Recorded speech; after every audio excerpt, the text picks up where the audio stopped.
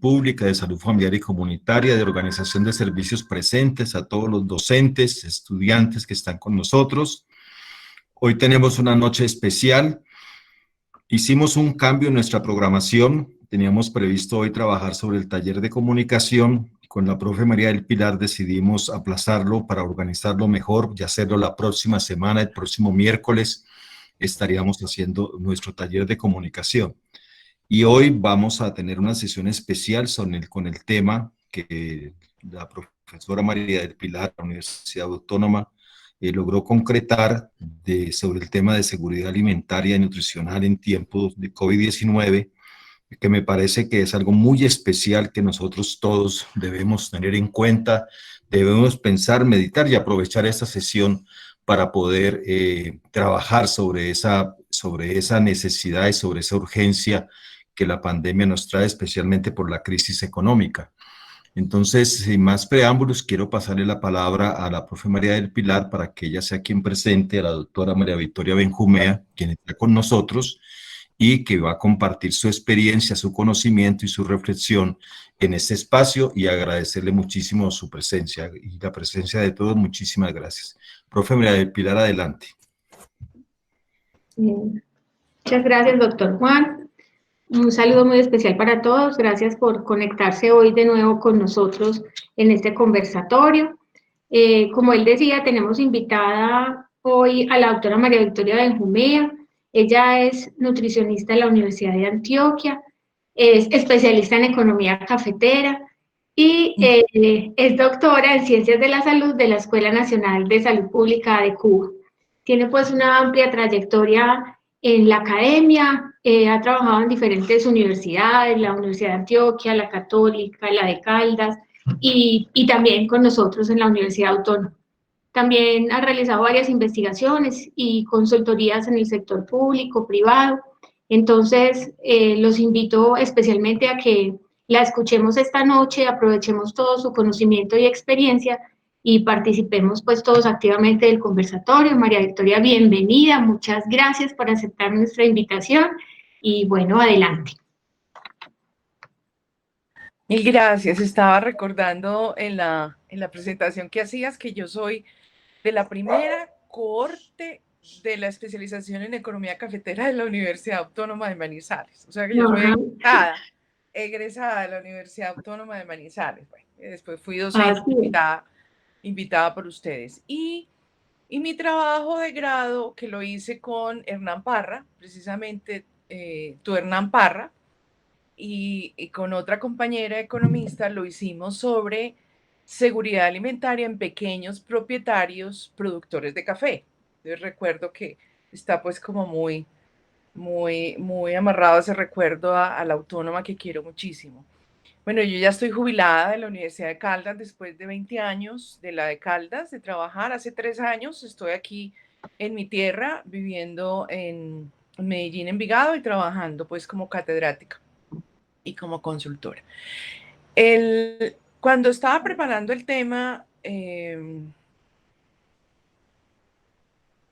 le dije a mi hijo que es tan gigante, que tomé la decisión de dividirla en 3 partes la presentación, porque el concepto de seguridad alimentaria es muy amplio, es muy complejo y amerita entonces que tengamos una puesta en común sobre el mismo para que después analicemos las condiciones de inseguridad alimentaria antes y después de COVID y las recomendaciones que se hacen de seguridad alimentaria y nutricional, un apellido que se le agrega más o menos 1996, porque antes era solamente seguridad alimentaria.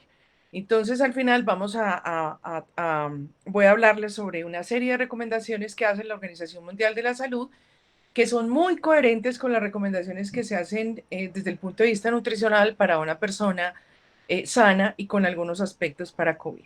Muy bien. El concepto que les traigo surgió... bueno, me confirman, ¿me están oyendo bien? Sí, te escuchamos perfecto. Muy bien. Muy bien, entonces el concepto que les traigo surgió de la Cumbre Mundial sobre Alimentación, siglo pasado, 1996, y ha sufrido una serie de modificaciones. Se le han agregado ciertos elementos en los cuales voy a enfatizar, pero se define como que una persona o un hogar tiene seguridad alimentaria cuando todas las personas en todo momento, entonces fíjense que se habla de todo el tiempo, tienen acceso físico, social y económico a alimentos. Tres condiciones: suficientes, inocuos y nutritivos. Ya los vamos a ver, que satisfacen sus necesidades energéticas diarias y preferencias alimentarias. Este fue una de las introducciones, porque el elemento cultura no se había tenido en cuenta y es muy importante, por ejemplo, en el caso de vegetarianos extremos o vegetarianos no puros, en donde las preferencias alimentarias marcan diferencias sustanciales desde el punto de vista nutricional. Todos estos elementos pretenden entonces que esa persona o ese grupo de personas lleven una vida activa y sana. Sana desde el punto de vista físico y desde el punto de vista mental, incorporando entonces el elemento de la definición de salud de la Organización Mundial de la Salud. ¿Qué significa que los alimentos sean suficientes, inocuos y nutritivos? Entonces, lo primero que tenemos que tener en cuenta es que suficientes desde el punto de vista de la cantidad, y cuando se refiere a cantidad, entonces estamos pensando en que esos alimentos satisfagan las necesidades de nutrientes y de energía por edad, o sea, a través de todo el curso de la vida, desde que se está en el embarazo hasta que se está ya en la vida más adulta, mayor, como una persona mayor, que satisfaga las diferencias de sexo. Y aquí, quienes han sido alumnos míos, que por ahí vi a una de ellas, saben que cuando yo hablo de sexo desde el punto de vista nutricional, me refiero a la composición corporal. No tiene nada que ver con el asunto de género, porque los hombres tienen más masa magra, más musculatura, y al tener más masa magra van a tener, esa masa magra le va a exigir más requerimientos de proteínas y de energía. Entonces, las diferencias de composición corporal de grasa y de masa magra marcan sustanciales diferencias en requerimientos de calorías y de nutrientes.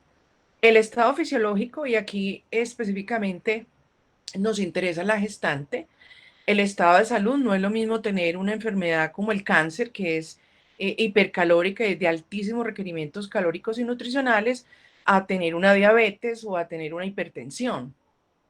Y de actividad física, y ahí entonces divide la actividad física entre ligera o sedentario hasta el deportista, que tiene diferencias muy grandes en cuanto a requerimientos de calorías y de nutrientes, o sea, para que se pueda decir que son suficientes. La inocuidad, que muchos la confunden en seguridad alimentaria y aparece en inglés como food safety, o sea, la seguridad.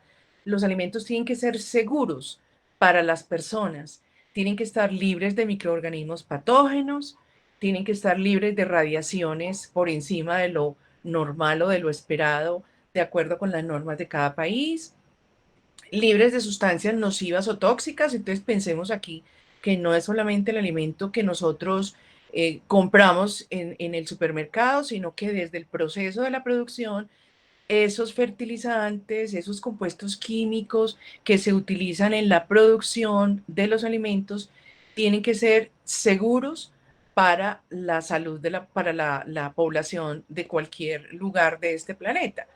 Y deben ser bromatológicamente aceptados, es decir, que tengan los compuestos que son aceptables desde el punto de vista de carbohidratos naturales, desde el punto de vista de procesados, ya sea de alimentos naturales o ya sea de alimentos procesados o ultraprocesados, que ese sería pues otro tema de conversación. En todo caso, inocuos, que no nos produzcan ningún tipo de alteración, ni desde el punto de vista de salud, ni nutricional. Y nutritivos, que contengan todos los macro y micronutrientes, es decir, proteínas, carbohidratos, grasas, vitaminas y minerales en el balance que se requieren, esas proteínas que tengan una proporción adecuada de origen animal para que contengan los aminoácidos esenciales requeridos para la formación de la proteína internamente, que las grasas tengan una proporción adecuada desde saturadas, poliinsaturadas y monoinsaturadas, que ya está demostrada su relación con las enfermedades crónicas, que los carbohidratos en su mayoría sean, ojalá, carbohidratos complejos, que la cantidad de azúcares o de carbohidratos simples sea muy pequeña, de acuerdo con los requerimientos y el valor calórico total, o sea, para cada día, que las vitaminas y minerales sean en lo posible naturales, porque si bien hay una opción de suplementos, también viene la gran pregunta frente a los suplementos y es la biodisponibilidad que tiene cada vitamina y cada mineral que yo compro en un frasco en una farmacia. Y finalmente en el etiquetado que se le informe al consumidor y a la persona que está comprando el alimento que contiene a la luz de dos referentes que se pusieron de acuerdo los países para establecer el valor, el porcentaje de cada uno de los nutrientes que aparecen allí en ese etiquetado frente a 2.000 calorías y a 2.500 calorías. No solamente la seguridad alimentaria y nutricional debe entonces ser suficiente, o sea, esos alimentos deben ser suficientes, inocuos y nutritivos, sino que se aborda desde tres dimensiones gigantescas. O sea, la seguridad alimentaria le da cabida a todos los profesionales que ustedes puedan imaginarse. Cuando hablamos, por ejemplo, de la primera dimensión de la seguridad alimentaria y nutricional, que es la disponibilidad física a los alimentos, estamos, y ubiquémonos entonces en pandemia, estamos hablando de la oferta. Es decir, la población debe tener acceso, puede ir por carreteras, puede ir a un supermercado o a una tienda y en esa tienda o en ese supermercado encontrar todos los alimentos que quiera. Eso está determinado por la producción, está determinado por las existencias, por el comercio desde el punto de vista de las importaciones y por todo eso que, por la autoproducción o la producción para el autoconsumo que hoy en día coge más fuerza en los hogares y en algunos lugares de algunas ciudades para tener acceso a alimentos directamente en el hogar. La segunda gran dimensión de la seguridad alimentaria y nutricional, entonces se refiere ya a los hogares. Es decir, en los hogares tiene que haber acceso tanto económico como físico. Los integrantes del hogar, que entre otras cosas, cuando uno va a hacer investigación en seguridad alimentaria, suena muy feo y muchos lo critican, pero hemos llegado a un acuerdo, antropólogos y nutricionistas, que se define hogar a todas aquellas personas que comparten la olla, es decir, todos los alimentos que se preparan en ese hogar, en esa cocina de ese hogar y se consumen por todos los integrantes. Entonces, esa garantía también se tiene que dar, que haya con qué comprar, o sea, que haya una buena disponibilidad económica, estable y que a la mesa se coloquen todos los alimentos que cada uno de los integrantes por su condición de ciclo de vida, de curso de vida, requiera. El tercero es lo que los nutricionistas llamamos la utilización biológica o aprovechamiento biológico de esos alimentos que nos comemos. O sea, esa energía y esos nutrientes tienen que ser suficientes y de buena calidad. ¿Y eso de qué va a depender? De las buenas prácticas de salud y de alimentación, o sea, si nos lavamos o no nos lavamos las manos, cómo manipulamos los alimentos, cómo los preparamos, si en las preparaciones hacemos pérdidas importantes de los mismos. Por ejemplo, algunas familias hacen esfuerzos notables por comprar grasas de buena calidad. Ustedes saben que las grasas y los elementos de aseo son de los elementos más costosos de la canasta y entonces se pierde ese esfuerzo tan grande que se hace por comprar grasas de buena calidad tipo canola, maíz, girasol, cuando se reutilizan las grasas y se fríe y se refríe y se refríe, no se cambia el aceite, etcétera. O sea, todos esos procesos internos del hogar también van a afectar la utilización biológica de los alimentos como factores de riesgo de algunas enfermedades como el cáncer. Otro es la diversidad de la dieta, y aquí también incluso los japoneses tienen unos indicadores de diversidad de dieta supremamente estrictos y plantean que de los 6 grupos de alimentos que tenemos que comer diariamente, para el caso de las guías alimentarias colombianas, debemos de cada uno de los grupos tener una diversidad o una variedad de 7, es decir, que de los cereales, que son maíz, todos los productos de maíz, de arroz, de trigo, de cebada, yo coma 7. Pueda que coma arroz, que coma avena o que coma harina en el día. Y esa variedad, en esa diversidad de la dieta, casi ningún hogar de los hogares colombianos satisface la condición. Una buena distribución dentro de los hogares, es decir, cuando nos sentamos a la mesa, todos, se lleva el plato servido, se tiene un plato grande, se tiene un plato pequeño, ese plato tiene porciones adecuadas para cada persona de acuerdo con su edad, o se permite que en la mesa se coloquen las bandejas y los platos grandes para que cada quien se sirva. Bueno, esa distribución también está muy marcada por el estrato. Recordemos que en estudios que han realizado antropólogos y nutricionistas se ha encontrado que al hombre se le dan las presas de mejor calidad, la carne más grande, el huevo, etcétera. Y entonces esas condiciones de distribución también van a afectar la seguridad alimentaria de los integrantes del hogar. Y finalmente, tener un buen estado de salud y un buen estado nutricional para poder absorber todo lo que estamos consumiendo.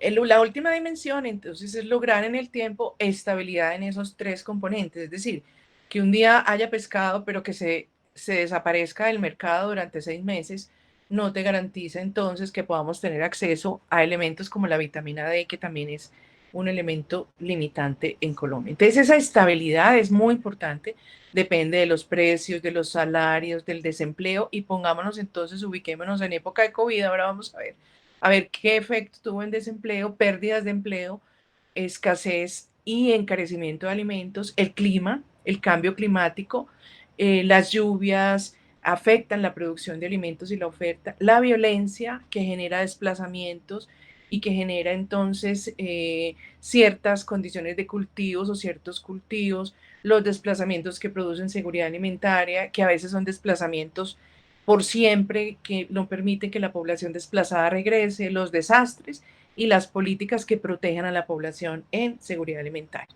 Entonces, aquí daría pues para 4 grandes líneas de investigación o grandes programas de investigación y líneas y sublíneas para el caso de quienes quieran estudiar e investigar esto. Finalmente, dentro de esto que es como la conceptualización y como una puesta en común de los términos, hay 2 tipos de inseguridad alimentaria, según la duración. Cuando hablamos de inseguridad alimentaria crónica, cuando es de largo plazo. Entonces, por ejemplo, la población que por un desastre se tuvo que ir, o los indígenas que se han ido a vivir a las zonas urbanas de las ciudades, entran a presentar inseguridad alimentaria crónica. ¿Por qué? Todas las personas perdieron su empleo, su posibilidad de comprar, su estabilidad, su vivienda, sus condiciones de saneamiento y demás, y viven en inseguridad alimentaria crónica. Las intervenciones son muy costosas para este tipo de población y son casi todas relacionadas, excepto por las intervenciones que hacen las entidades sociales de los municipios, los programas sociales de intervenciones con entrega de paquetes de alimentos, comedores y demás, pero son estructurales y son muy costosas. Y la otra es la inseguridad alimentaria transitoria, en la que prácticamente entró el planeta en la pandemia.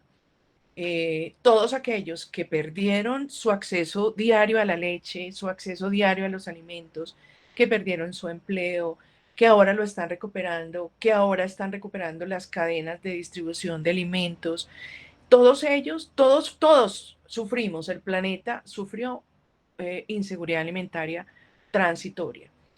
Y la FAO, por ejemplo, plantea que sería muy importante que los municipios pudieran tener, como cuando creamos, me acuerdo, el CISBAN en 1980 y pico, 89, 88, que se creó el CISBAN en Colombia, no el CISBEN, sino el CISBAN, que era el Sistema de Vigilancia Alimentaria y Nutricional, ahí uno de los elementos que se planteaban eran las alarmas tempranas. O sea, yo debo tener unos mapas para saber cuándo hay alarmas, cuándo hay indicadores que saltan y que me están diciendo como político que debo actuar y que es posible que esa población vaya a entrar en inseguridad alimentaria transitoria.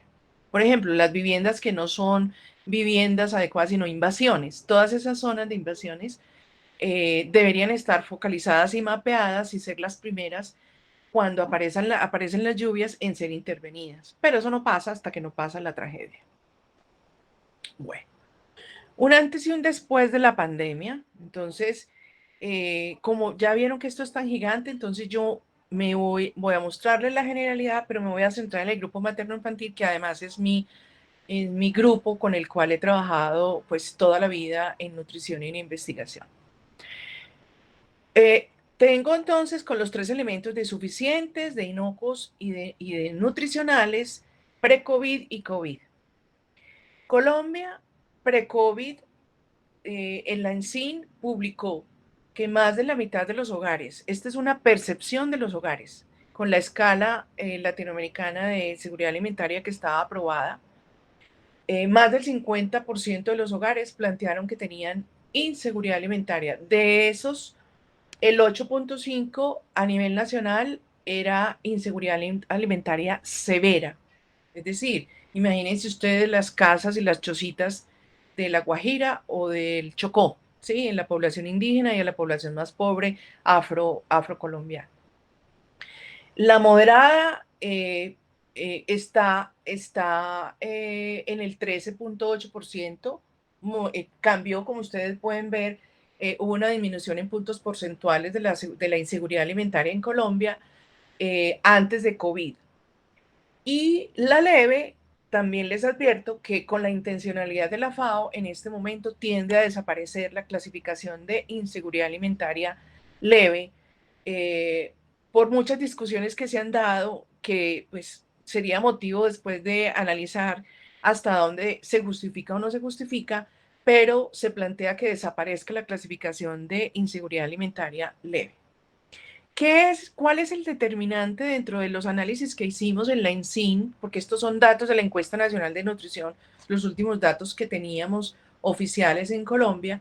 El determinante más importante de esa inseguridad alimentaria en los hogares fue el índice de riqueza. Entonces, uno ve en las tablas diferencias muy grandes, sustanciales, estadísticamente significativas entre los más ricos y los más pobres. Y eso, lógicamente, limita el acceso a la compra de alimentos. Suficiencia en época de COVID. Esta es información del DANE. Yo me imagino que muchos o algunos vieron en los medios de comunicación la alarma. En el gráfico de la izquierda vemos, por ejemplo, que más del 85% de los hogares planteó que no tenía posibilidades en este momento de comprar ni ropa, ni zapatos, ni alimentos. Y ustedes saben que los alimentos son vitales, por lo tanto, entonces la compra de ropa y de zapatos se queda a un lado y además en época de COVID pues no había dónde comprar ni ropa ni zapatos. Entonces es muy, muy, muy disidente esto y muy especulativo, pero pues, podríamos decir que se refería más a la compra de alimentos. Ahora, en los tiempos de comida, ¿cuánta población tuvo que bajar a menos de una comida al día? Entonces, la pregunta es, en esta transición, ¿cuántas comidas al día, menos de una comida al día durante la semana, en los últimos 7 días? Y encontramos que menos de una comida al día, casi una cuarta parte de la población encuestada planteó que estaba comiendo menos de una comida al día. Entonces, uno como nutricionista, Dios se imagina que si nosotros en época de pre-COVID teníamos más del 50% de los hogares colombianos en inseguridad alimentaria, las condiciones en este momento deben ser gravísimas. En el segundo componente de la inocuidad, los protagonistas de ella son El Ministerio de Agricultura, o sea, él es quien tiene que garantizar que lo que nos llegue a nosotros, la leche, por ejemplo, esté libre de hormonas, de antibióticos, etcétera. Asimismo, todos los alimentos estén producidos en las condiciones que nos garanticen que no nos vamos a enfermar. Hay estudios ahora, están empezando a surgir estudios. Tuve la posibilidad de evaluar uno que estaba relacionando incluso la migración o la relación que había entre la leptina, que está muy asociada con obesidad, y la producción de alimentos. Y en la fabricación, específicamente con la migración de plásticos también en la alimentación humana. Entonces, no solamente en la producción primaria, sino en la fabricación y en el transporte, tenemos riesgos de inseguridad alimentaria. Este tema de responsabilidad del INVIMA, su vigilancia del ministerio, el transporte, la distribución y la comercialización tienen grandes riesgos de pérdidas de alimentos. Hay también ya una línea de investigación sobre pérdidas de alimentos en Colombia. ¿Qué están haciendo los países para hacer recuperaciones de esos alimentos que se desperdician? ¿Cuánto se puede recuperar? ¿Cuánto se puede reutilizar en líneas pues, que no sean directamente la alimentación humana? Y finalmente el consumidor es responsable también en la preparación de los alimentos, en el lavado y en la higiene y en la distribución y entrega de los alimentos a los miembros de su hogar. Nos dice el ministerio, la Subdirección de Nutrición, que con respecto a la información que se tenía de enfermedades transmitidas por alimentos, frente al 2019 disminuyeron en 56%. Es decir, que podíamos atrevernos a decir que el correcto lavado de las manos y el énfasis en el lavado de las manos pudo contribuir, además pues de la poca circulación que había de personas en la calle, de alimentos en ventas callejeras y demás. Los agentes etiológicos relacionados con las enfermedades transmitidas por alimentos en Colombia son el Staphylococcus aureus, es el causante de más de 10 brotes, seguido de coliformes fecales y de Escherichia coli y Salmonella, en alimentos, en agua y en superficies vivas o inertes. Entonces, como vemos, en lo único que nos hemos beneficiado desde el punto de vista de la inseguridad alimentaria es en este aspecto de la disminución de las enfermedades transmitidas por alimentos. Ya en el efecto, en el estado nutricional,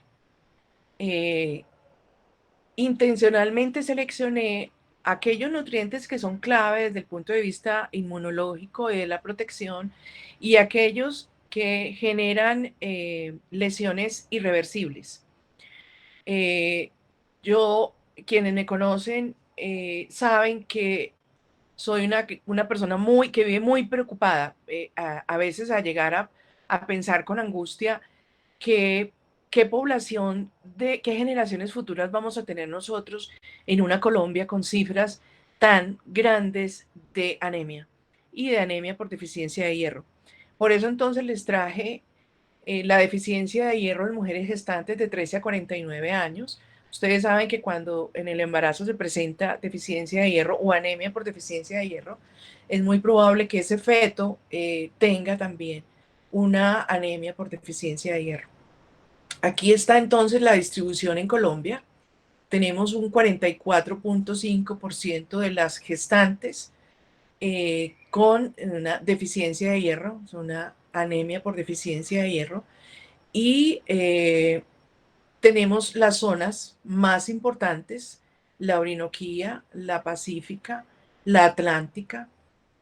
De acuerdo con los estratos, está muy relacionado con la pobreza y por eso entonces traigo aquí cuáles son las fuentes de hierro biodisponible, es decir, cuáles son las fuentes que se absorben, porque no todo el hierro que comemos en los alimentos se absorbe. Entonces, en este caso, les traje los dos tipos de hierro, el biodisponible y el no biodisponible. Y en caso de pandemia, esto fue pre-COVID, entonces imagínense luego en caso de pandemia, si las fuentes de hierro biodisponibles son las vísceras rojas, por ejemplo el hígado, las carnes rojas, porque las carnes blancas no contienen cantidades importantes, y la morcilla, ¿cuántos de los hogares y de las mujeres en embarazo pudieron tener acceso a compra de estos alimentos. Ahora, la pregunta que me podrían hacer, bueno, ¿y qué pasa con la población que no come carne? Y en este caso, entonces, la respuesta desafortunada para nosotros los colombianos es que el consumo de frutas y verduras ricas en vitamina C, que son las que favorecen la absorción del hierro no biodisponible, no alcanza ni siquiera a una al día por persona. Es decir, si la meta es de 5 al día, para poder lograr una alimentación sana y saludable que ya está suficientemente estudiada y comprobada incluso por los institutos de cancerología más importantes, y que además necesitamos esas frutas y verduras también por la vitamina C. ¿Qué podíamos esperar entonces de la población que no accede a ellas? Las fuentes no biodisponibles son las verduras verdes y las leguminosas, como el caso de los frijoles y de las lentejas, pero sin vitamina C no se absorbe. Miremos el caso de la vitamina B12 y el caso de la vitamina D. Y me acuerdo de Manizales, pensemos en zonas como Manizales o zonas en donde la población vive cubierta, Bogotá. Bogotá, por ejemplo, el caso de la vitamina D.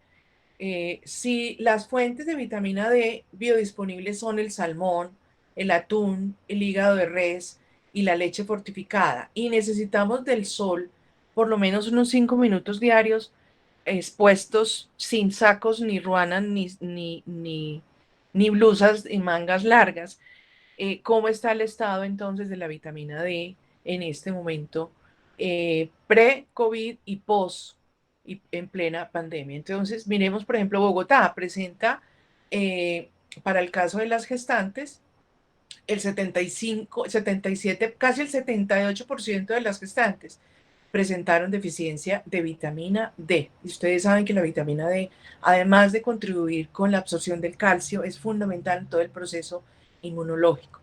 Y lo mismo la vitamina B12. ¿Cuáles son las fuentes de vitamina B12? El hígado de res, los pescados, las carnes, los huevos, la leche y los alimentos enriquecidos. ¿Y cómo estamos entonces? Aquí está por grupos de edad. En los grupos de edad, bueno, el 11.6% de la población de gestantes colombianas tenía en ese momento deficiencia de B12. La B12, por ejemplo, ha aumentado su deficiencia. Recordemos que ella es muy importante, y está ubicado el factor intrínseco de Castle, que no se me olvida de mis profesores de bioquímica, en el estómago. Y ese elemento lo necesitamos para el control y la absorción del hierro. Entonces está relacionada con anemia megaloblástica y con enfermedades neurológicas. Y la población adulta con cirugía bariátrica tiene que inyectarse vitamina B12 de por vida. Entonces, además de este grupo de población, esos pacientes postquirúrgicos también tienen un gran riesgo de deficiencia de vitamina B12.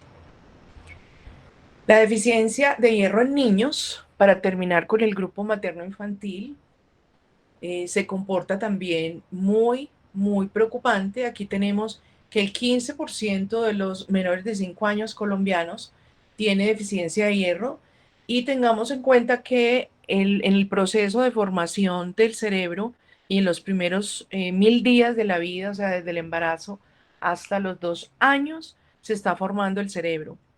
Si nosotros entonces no tenemos ese hierro que va de la mano con el oxígeno, para poder llegar al cerebro y a todas las zonas que lo necesiten, ese cerebro no se va a desarrollar.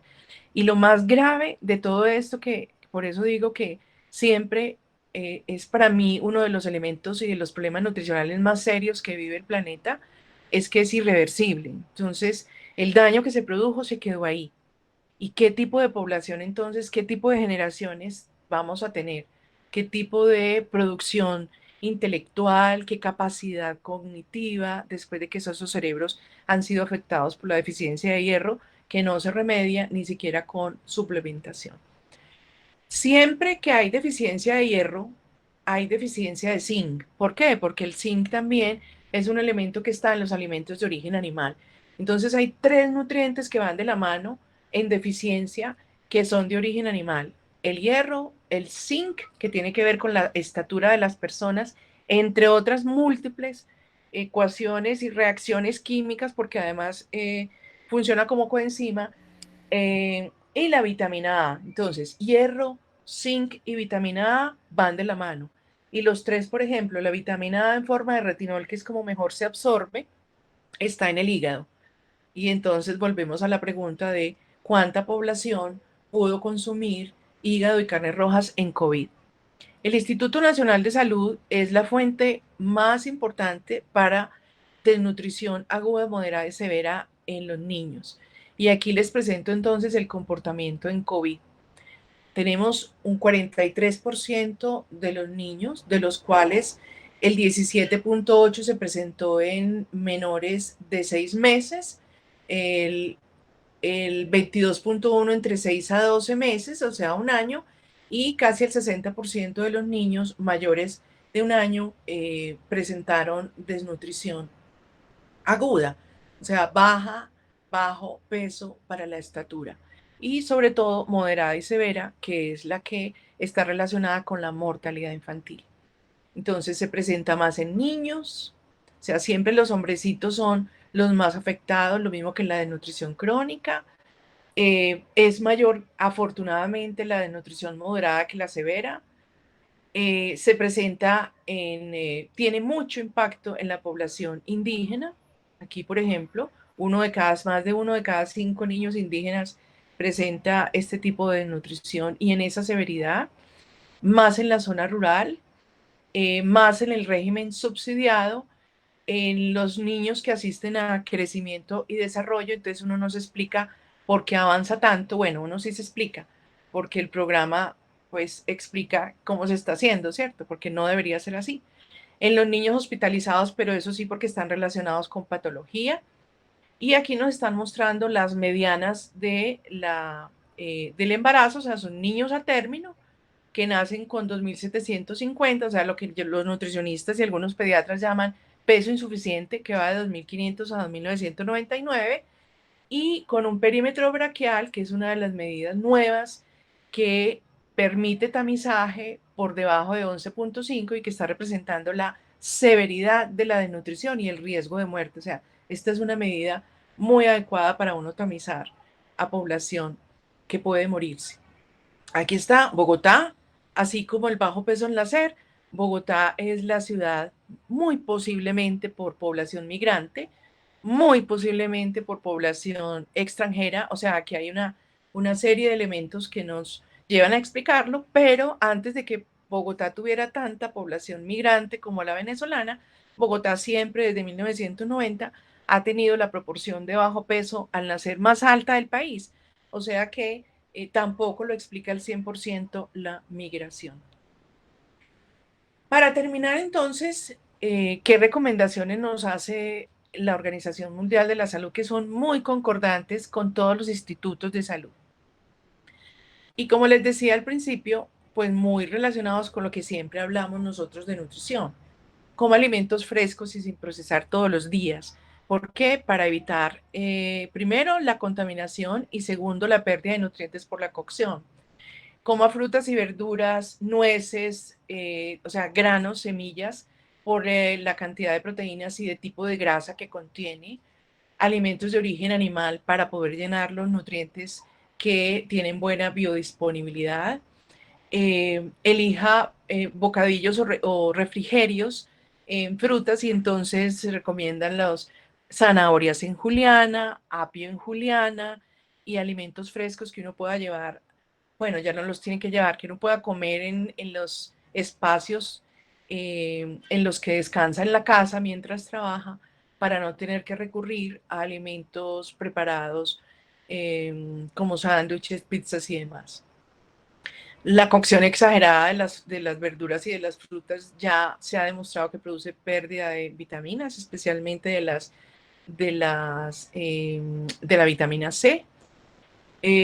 No se recomienda el uso de verduras enlatadas y cuando lo vaya a hacer por necesidad, pues hay que buscar que tengan menor contenido de sodio y entonces aquí tenemos que aprender a leer el etiquetado y lo mismo el azúcar agregado.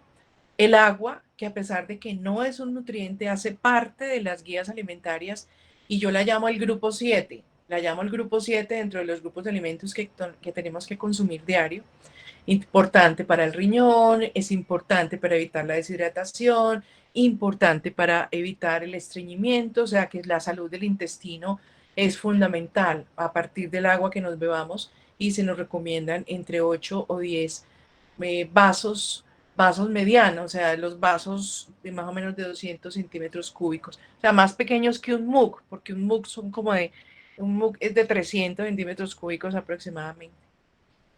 Cantidades moderadas de grasa y saber elegir las grasas, entonces saber que los pescados, el aguacate, las nueces, el aceite de oliva, la soya, el chocolate, por ejemplo, los aceites de maíz y de soya son muy importantes y que tenemos que controlar y comer poca cantidad.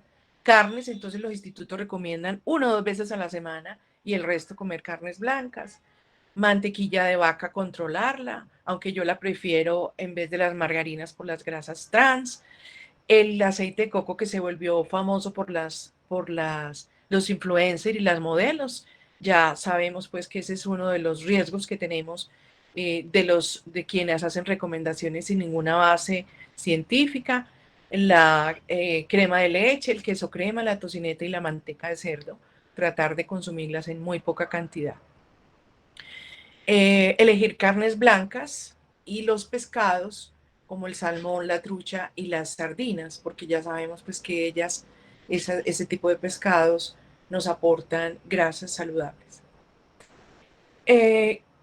Tratar de buscar si es que tiene alguna dislipidemia o tiene en su familia alguna dislipidemia, versiones de los productos lácteos semidesgrasados o reducidos en grasa, porque la verdad es que un producto desgrasado es de una palatabilidad perversa. O sea, cuando la gente toma leche deslactosada y leche sin grasa, yo no me explico cómo lo hace. Sí, es un sacrificio muy grande que recomiendo yo como nutricionista, hacerlo con otros alimentos que efectivamente tienen mayor contenido de grasa y se consumen con mayor frecuencia y mayor cantidad.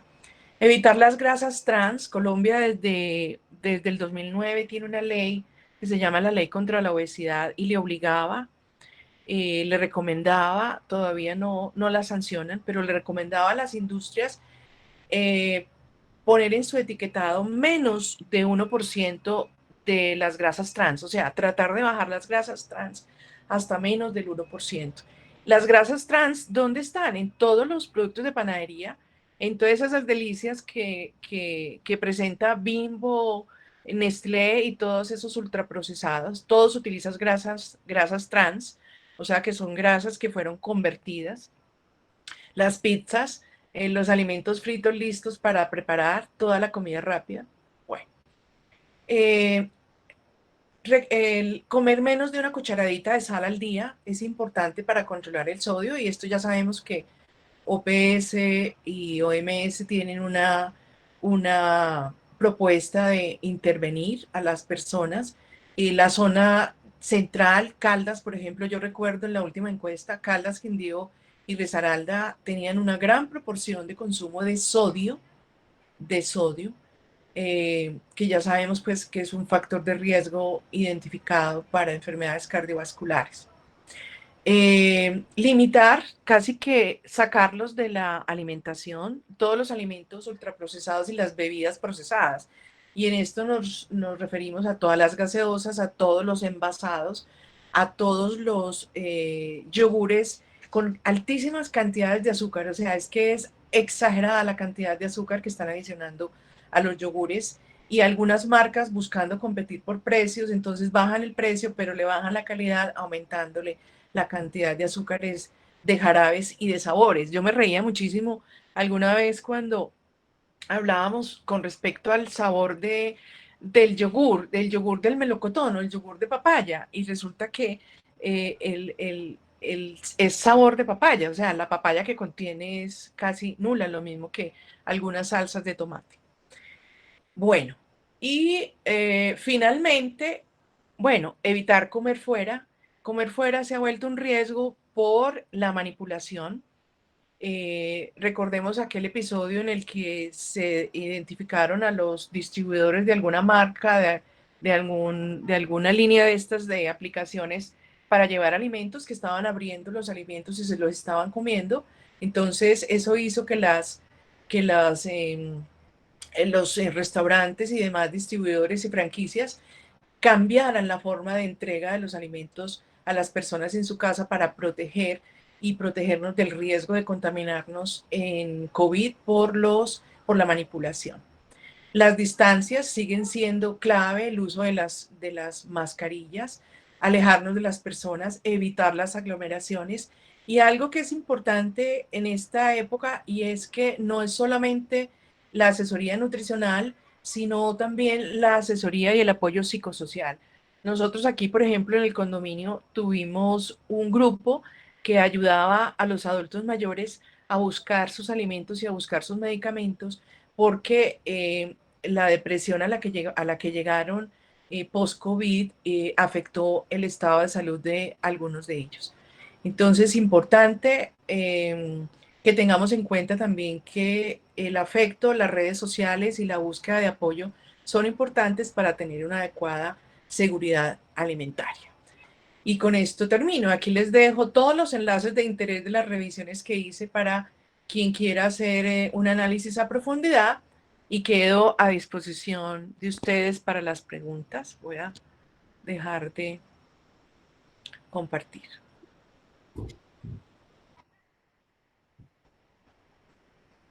Muy bien, doctora María Victoria, muchísimas gracias por su presentación.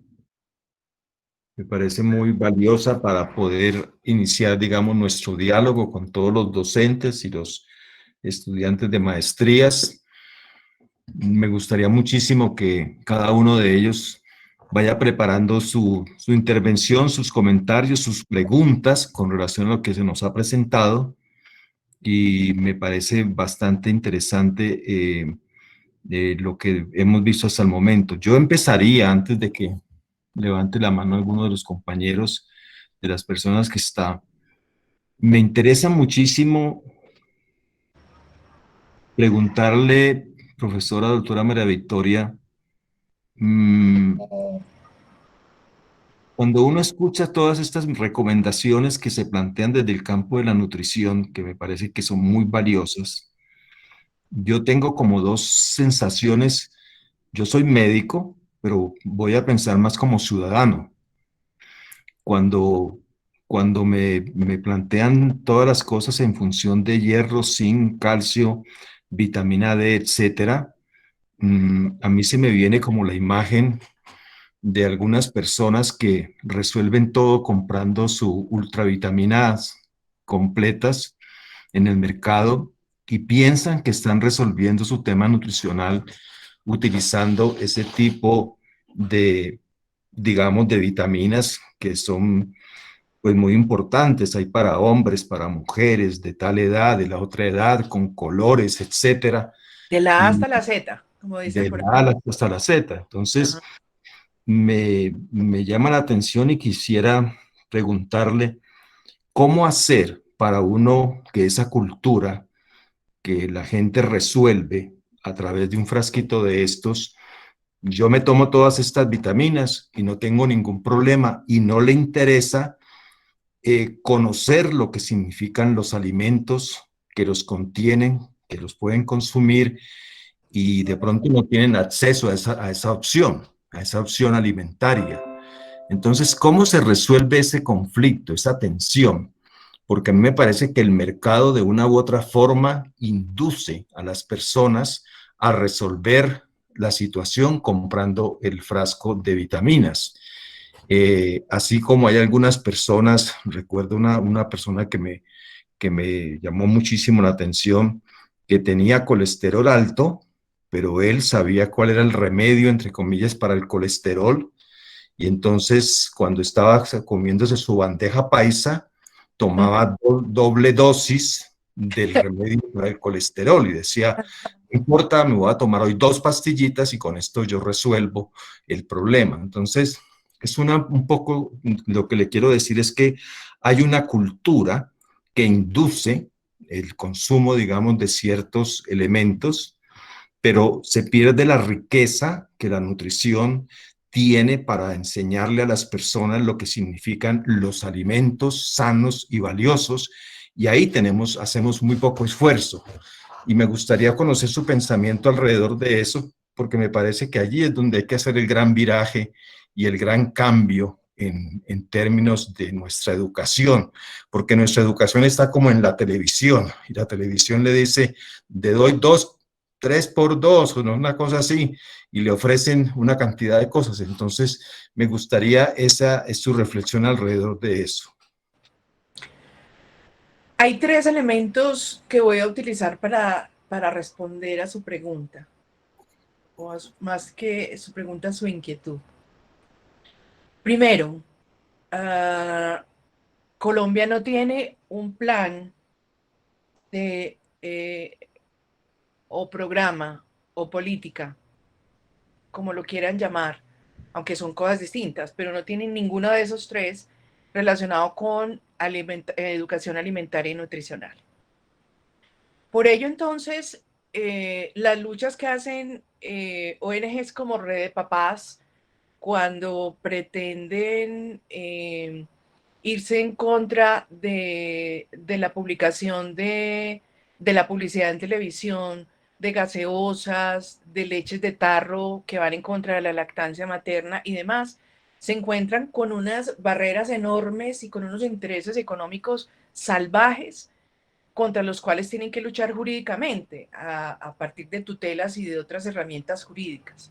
Entonces, el consumidor colombiano no tiene quien lo defienda, porque el papel que hace el INVIMA, por ejemplo, es hacer una revisión desde el punto de vista bromatológico y microbiológico del producto. Entonces, él para darte la etiqueta dice, bueno, hace un análisis, no tiene patógenos, no tiene sustancias tóxicas y a veces tampoco, por ejemplo, tiene hierro. Voy a ponerle el ejemplo de la harina fortificada con hierro que salió hace mucho tiempo. Estoy hablando del siglo pasado. Estaba Samper de presidente. El hierro que contiene la harina de trigo colombiana no se absorbe. O sea, tiene tan baja biodisponibilidad que yo no sé cuánto quedará después de consumido. Además, no sé cuánto se perderá porque no sabemos el fortificante que estarán utilizando ahora.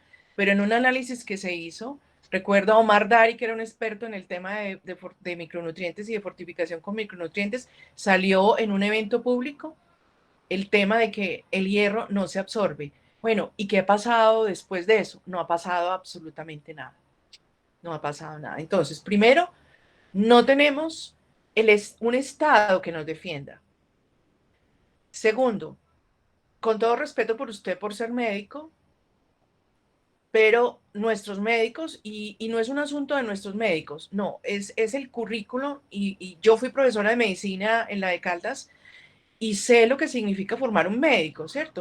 Es demasiado el contenido que tienen que abordar y pensar entonces en introducir contenidos nutricionales para que sean capaces de hacer una buena educación en la consulta es muy difícil. Entonces es un barrido, es un barrido tan escaso, que no cuentan con los alimentos necesarios para explicarle a una persona cuáles son las diferencias entre la absorción del hierro de un suplemento al hierro del hígado.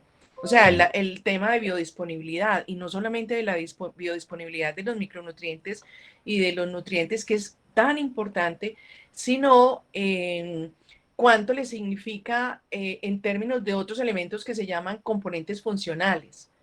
Todos los días sale un elemento funcional distinto que tiene que ver con la protección del cáncer. Todos los días, cada que usted revisa, por ejemplo, avances en cáncer, modificaciones de dieta en cáncer, aparecen las grosellas, aparecen frutas y verduras que uno nunca se había imaginado que tenían componentes funcionales que no se consideran nutrientes, pero que son importantes por estar presentes en el alimento natural, que yo no lo puedo ir a comprar a una farmacia ni a una tienda vegetariana.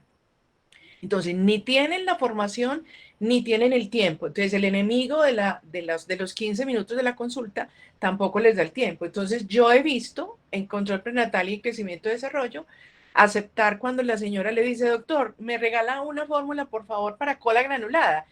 Yo nunca me pongo colorada, soy páliducha, horrible, pero esa cosa que uno siente cuando le dicen al médico, deme una fórmula para la cola granulada. Entonces yo la llevo siempre al centro de la A hasta la Z. Claro. Y tiene de todo, pero no tiene nada, ¿sí?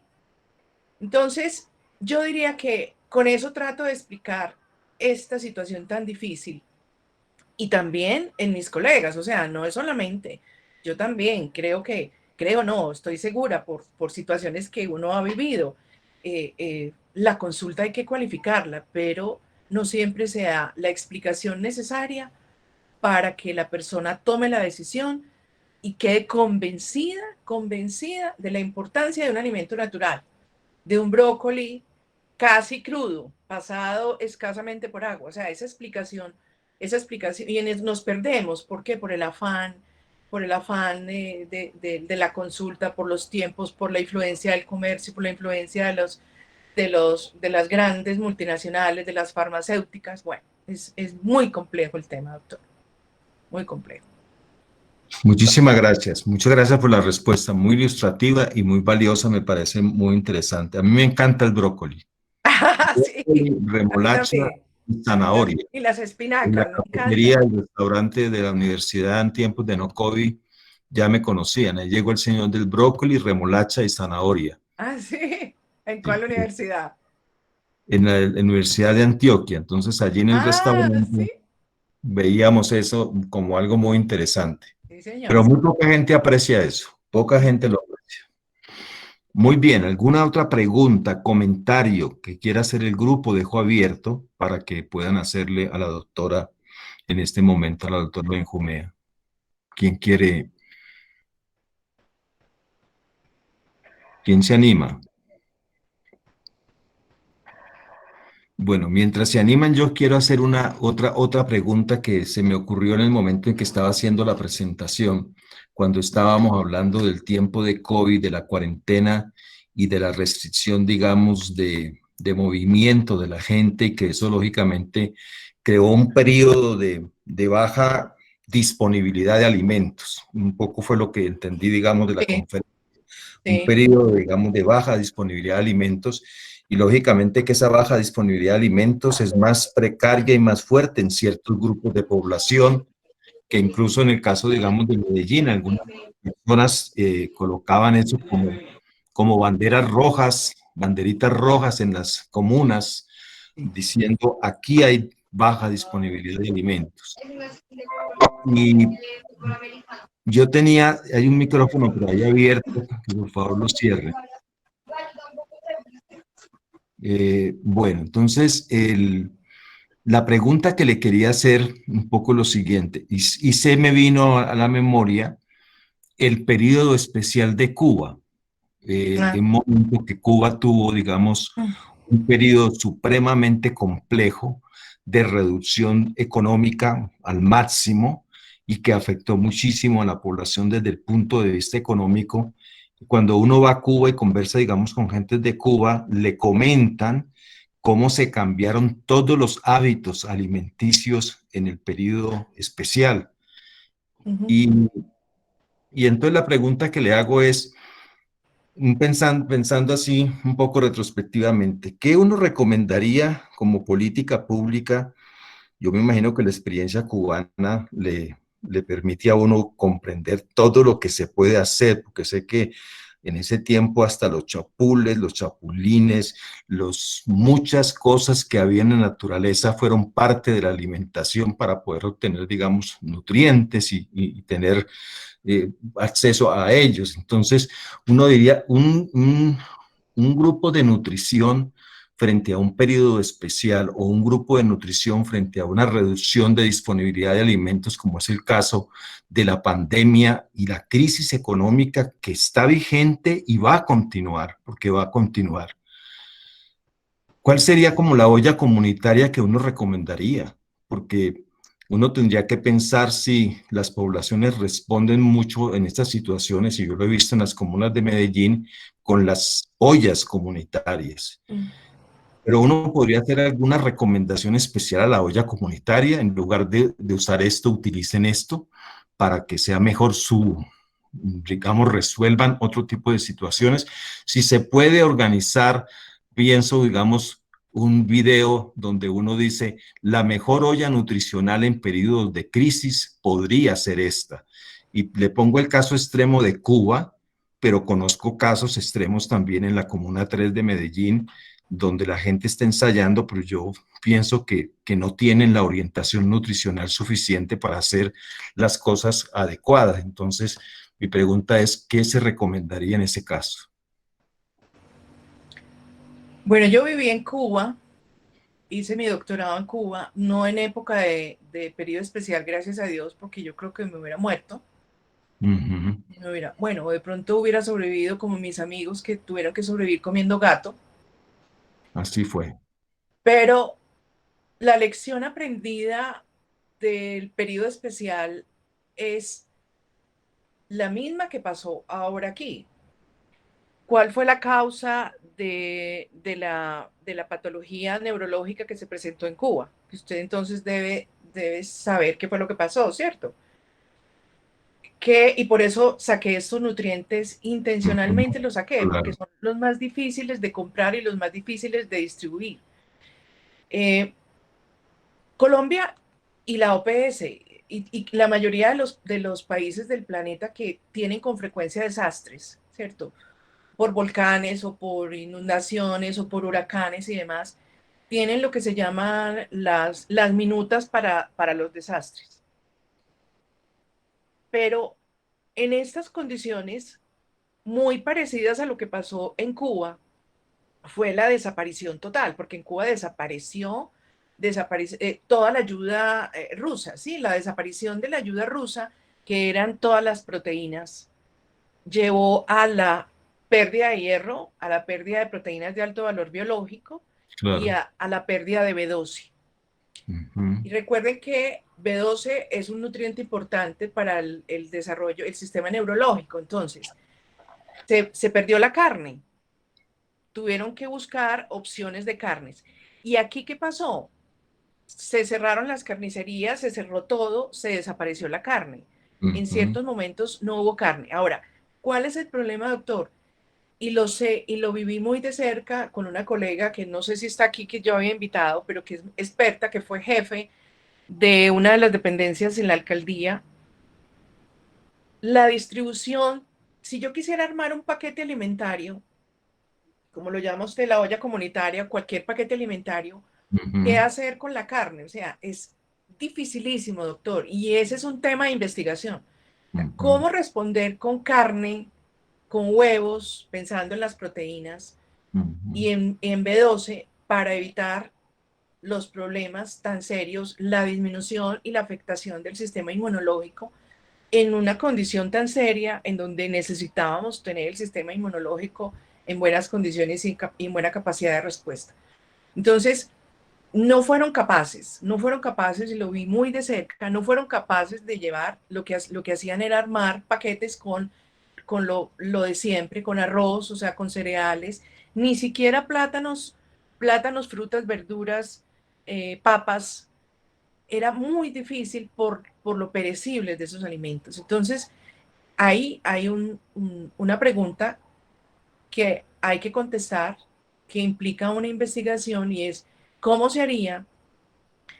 ¿Cuáles estrategias para crear unas líneas y una intermediación y unos canales que permitan en estas condiciones, si se repiten, dicen que se puede repetir y además que va para largo, cómo llevar esos alimentos que son vitales a la población, controlando todos los riesgos de contaminación y demás? Es muy difícil, o sea, esa es una pregunta supremamente importante, doctor, que para el momento no tendríamos cómo, porque pues de dónde íbamos a sacar, o sea, pensar en una olla comunitaria. Yo le armo una olla comunitaria que se volvió muy común en Cuba, pero que también la hacen los chocuanos y los Sí, indígenas, o sea, claro. las ollas comunitarias las hacen, cada quien lleva lo que tiene, ¿cierto? Y a veces, muchas veces sin carne, pero pues no es un asunto de inseguridad alimentaria, ¿no? Es una fiesta o es una celebración. Aquí habría que mirar cómo las escuelas de nutrición trabajan o trabajan con médicos y con investigadores para responder a esta pregunta tan importante, porque además hace depender la vida de la gente de eso. Así es. La escasez, como pasó en Cuba, que se murieron tantos por la ausencia de B12 y por el problema neurológico que les produjo el periodo especial. Muy bien, doctora, me agrada muchísimo su respuesta y sobre todo porque nos queda abierta la pregunta en el sentido de que nosotros, que somos varias universidades que estamos aquí reunidas con posgrados de salud pública y con algunas, digamos, universidades que tienen grupos de nutrición, yo pienso que podríamos de pronto dejar abierta esa pregunta para esa posible investigación que plantea, porque finalmente yo que he vivido, digamos, conocí de cerca el tema de Cuba, del periodo especial, y sé, digamos, lo que ocurrió allí en una forma significativa y difícil. Eh, y teniendo esa referencia, yo diría que nuestras comunidades en tiempos de pandemia se agravó su problema nutricional para algunos grupos de población. Y por lo tanto, el gobierno, el Estado y las universidades teníamos que tener algún tipo de respuesta para esa población que no se resuelve con la caridad rápida de recoger alimentos, como usted dice, y enviarle ropa, alimentos, que no resuelven esa situación a las poblaciones.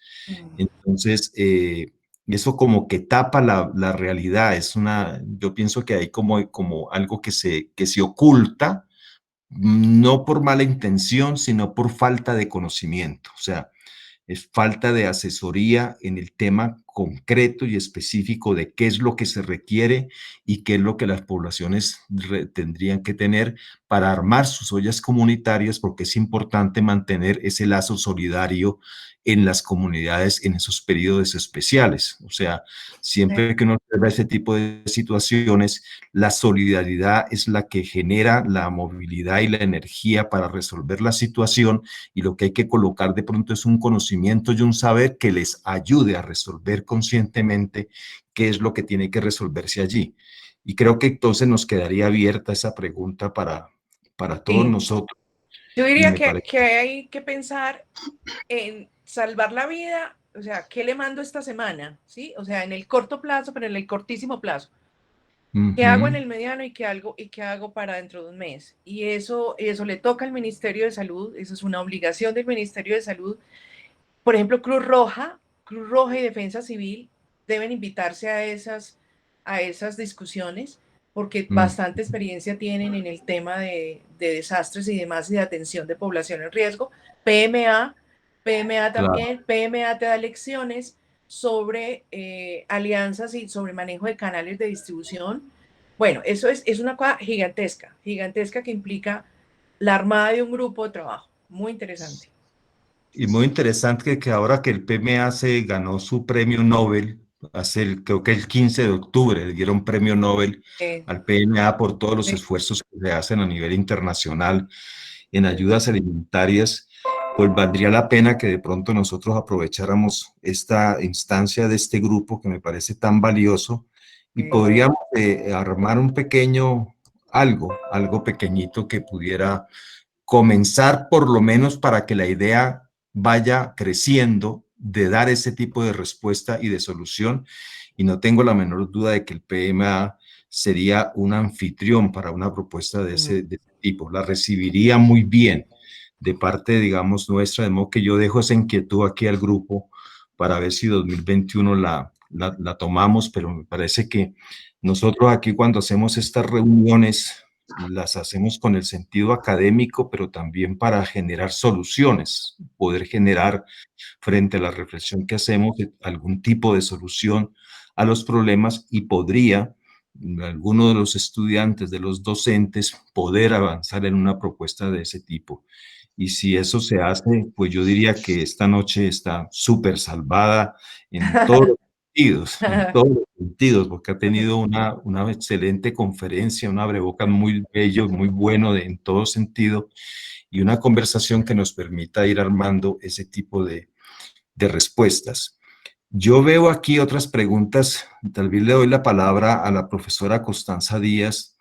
Ella habla sobre el tema de la formación de los médicos generales y me gustaría que ese tema lo pudiéramos discutir un poquito, porque yo estoy de acuerdo y he visto muchos médicos en los últimos tiempos en su formación y hay una ausencia terrible del tema nutricional. Sinceramente es una ausencia.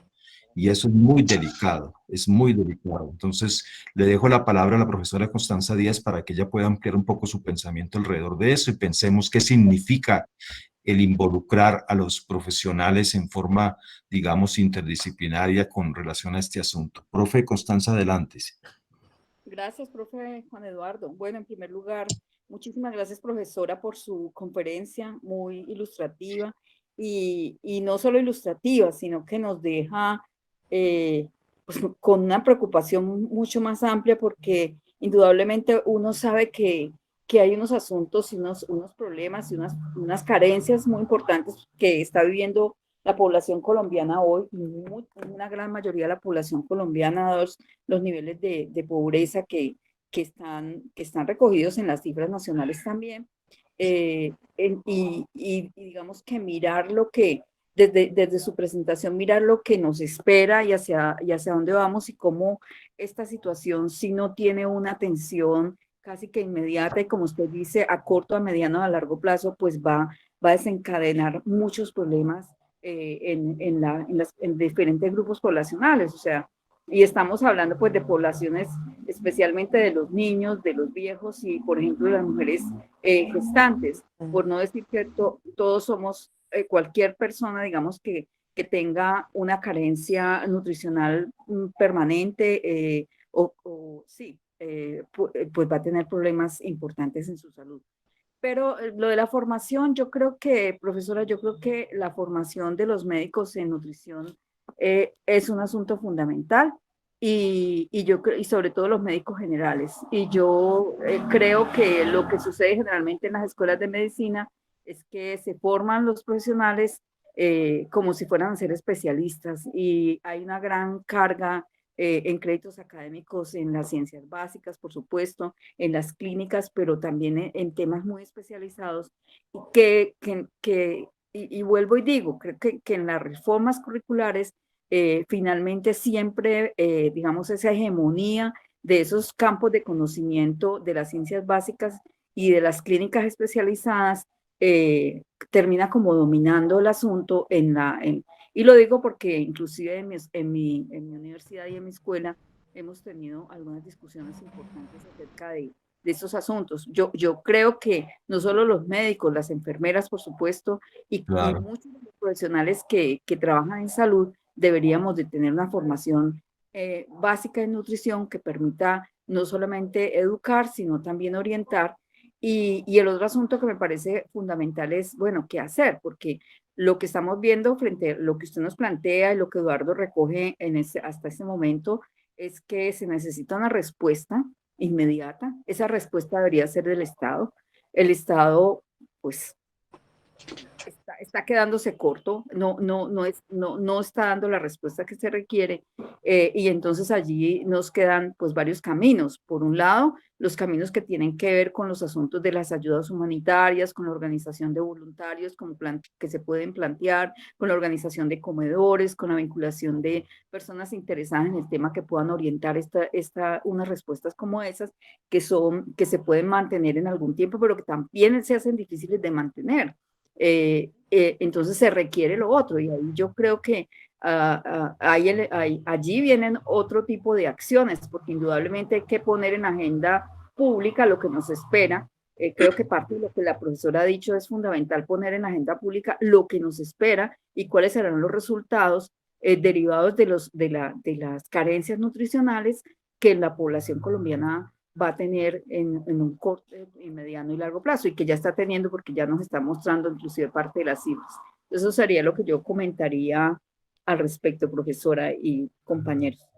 Sí, doctora, yo creo que es importante lo que usted está diciendo y tanto que, por ejemplo, en estos días aquí está una de mis colegas que yo la invité, mi colega Marta Liliana Huertas, que la vi que estaba preguntando que tuvo la oportunidad de trabajar en Bogotá todo este tema de distribución de alimentos y sabe todas las dificultades, pero yo todo se lo comento, por ejemplo, yo decía, ¿en qué momento se les ocurrió pensar al Consejo de Bogotá que van a poner un día de pico y carne? O sea,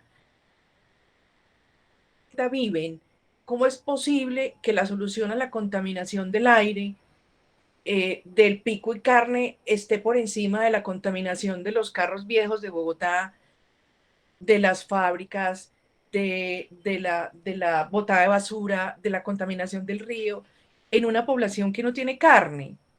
O sea, si no tenía carne antes del COVID, que lo vimos nosotros en la encuesta nacional de nutrición, que en los resultados, ustedes se alcanzan a imaginar que a la población pobre le pongan un pico y carne. No solamente entonces que ya no van a poder comer carne cuando tengan la Grave. plática, ¿cierto?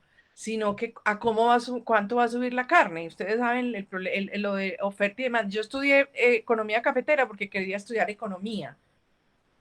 Y era tan largo, y ya estaba trabajando en el Servicio de Salud de Caldas, que yo me tuve que salir porque pues yo me la pasaba viajando por todos los pueblos, pero a mí siempre este tema de los precios y de la elasticidad de los precios y demás, siempre me ha preocupado muchísimo. Entonces que no como carne porque no tengo que comprar una carne bien gorda y bien dura, la más dura de la res. Y ahora me van a poner pico y carne porque queremos contribuir a la disminución de la contaminación ambiental. Entonces yo digo, ¿en qué país vivimos, cierto? ¿Dónde están los políticos? ¿Dónde está la formación de los políticos? ¿Qué políticos tenemos nosotros? ¿A qué políticos estamos llevando? ¿Quién actualiza a los políticos? Y en estos días me cansé de pelear sola, que decidí escribirle a la W, a Mañanas Blue, porque dije, yo ya no voy a aguantar más esto, ya tengo que hacer algo, pues, aunque sea escribir. Llevamos cuánto tiempo oyendo barbaridades. Y nosotros como gremio, como asociaciones, ¿dónde están nuestras responsabilidades? Entonces, me parece maravilloso que ustedes logren reunirse y convocar a los líderes de sus municipios. Yo no sé dónde viven porque yo no le pregunté a Billy cuáles universidades iban a estar, pero es urgente convocarlos. Aquí en el Consejo de Medellín me invitaron a la presentación de la política de abastecimiento de alimentos. Cogieron la política alimentaria de seguridad alimentaria y nutricional, que como ustedes vieron tiene las 4 dimensiones, la partieron y la sacaron de ahí y dijeron, todos estos años tratando de unir la seguridad alimentaria para una mirada multidisciplinaria, causal y demás, y aquí ya en el Consejo de Medellín cogieron y la partieron y crearon una política solo de abastecimiento de alimentos.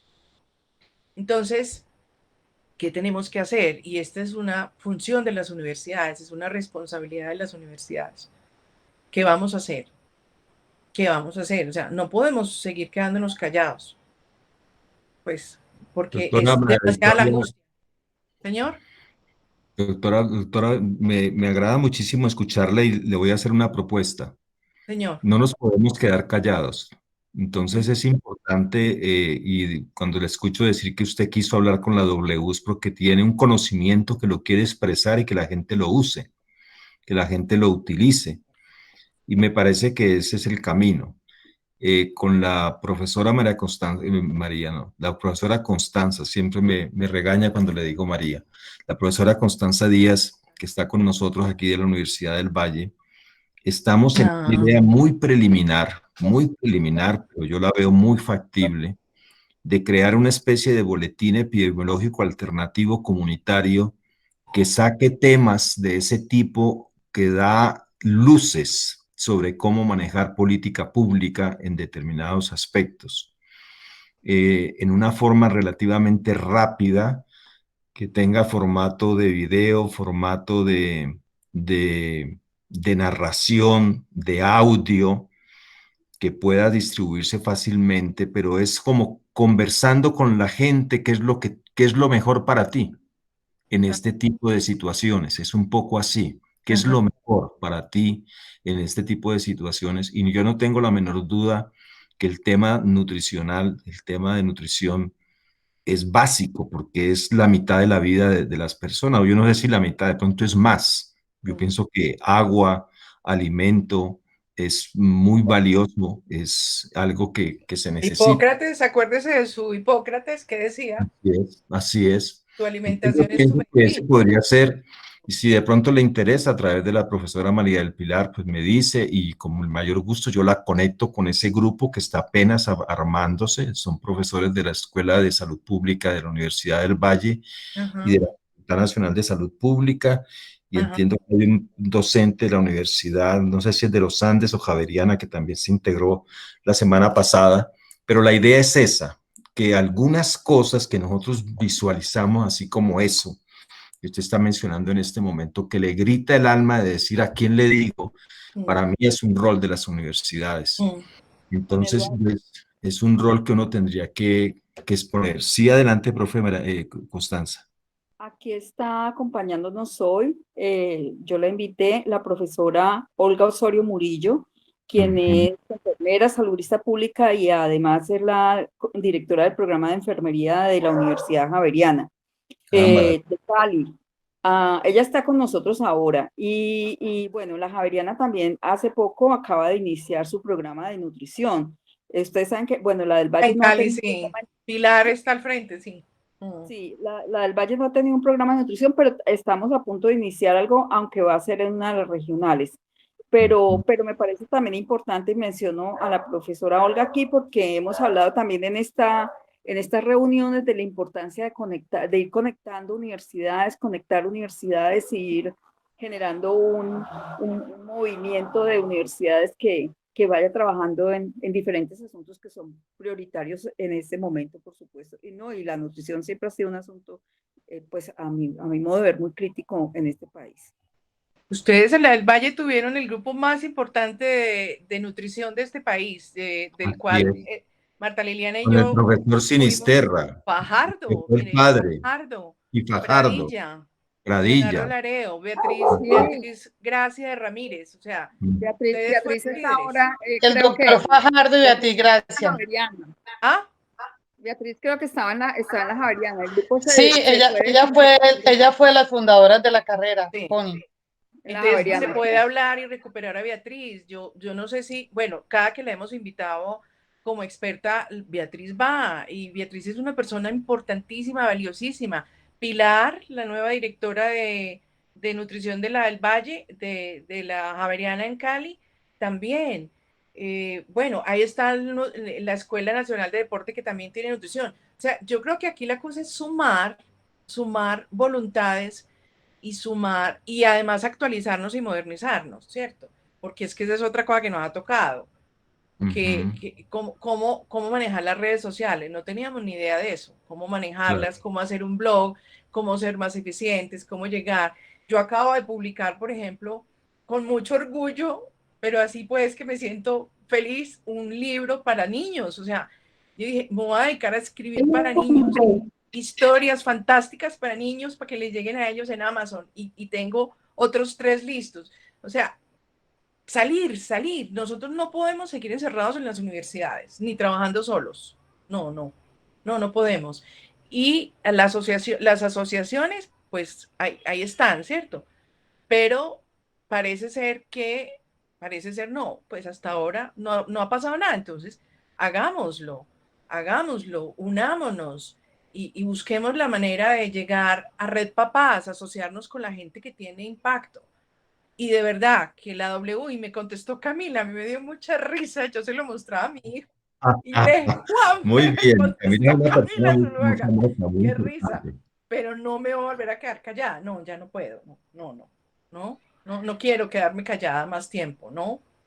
Que somos un montón de gente enamorada de lo que hacemos, que todavía tenemos este cerebro que nos funciona y que quiere hacer cosas. Entonces, pues hay que hacerlas. Doctora, bienvenida, bienvenida. Este grupo tiene un potencial muy grande. Aquí estamos cerca de 4 o 5 universidades y esperamos que estén más. Y nuestra idea es, digamos, que docentes y estudiantes analizamos temas, pero además de analizar el tema, digamos, buscamos cómo contribuimos a la sociedad con ese saber, cómo contribuimos. Sí, sí, sí. Tratamos de problematizar un poco lo que estamos aprendiendo para ver cómo esa construcción rápidamente la sociedad la puede asimilar, porque también no podemos tener el estilo de tener solamente publicaciones científicas en artículos que salen 2 o 3 años después o 1 año después. Exacto. Eso es importante, yo no lo niego, es importante, pero también es importante la acción, digamos, de una salud pública activa en tiempo real, que cuando mira el problema lo discute, lo plantea con el conocimiento que tiene para que otros se beneficien y de pronto se enderece la política pública, porque indirectamente así las universidades pueden contribuir a generar, digamos, luces y alternativas de cómo resolver los problemas que no se resuelven en muchísimos casos. Entonces, colocarnos como ser parte de la solución. Y el tema de nutrición, yo pienso que está en columna vertebral de lo que nosotros hacemos. O sea, nosotros no podemos ignorar esto. Yo me preguntaba, y quizás sea la última pregunta ya por el tiempo, y no sé si hay otras noticas por aquí, yo las paso, pero quería preguntarle, doctora, en el siguiente Sí, me sentido. regalas un ratico ahorita la palabra. Eduardo No, estaba con la entonces mano. Yolanda, adelante, adelante No, Yolanda. pero termina ahí, termina cuando termines. Yo la pregunta que quería hacer es, usted mencionaba mucho la parte de madre y niños, es perfecto.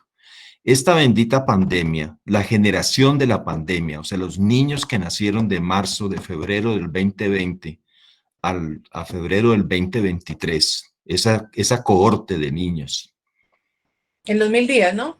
en los 1000 días, ¿qué va a pasar con ellos? Porque yo pienso que allí, usted lo mencionaba en algún momento, digamos, con los alimentos, pero yo dije, bueno, si uno le dicen desde la OMS, que es, digamos, como lo que yo he aprendido, y la Comisión de Determinantes de Salud nos dijo, vamos a reducir las desigualdades en una generación, pero en ese tiempo cuando se escribió eso no existía pandemia, ahora la tenemos. Entonces esa reducción de desigualdades se nos va a atrasar.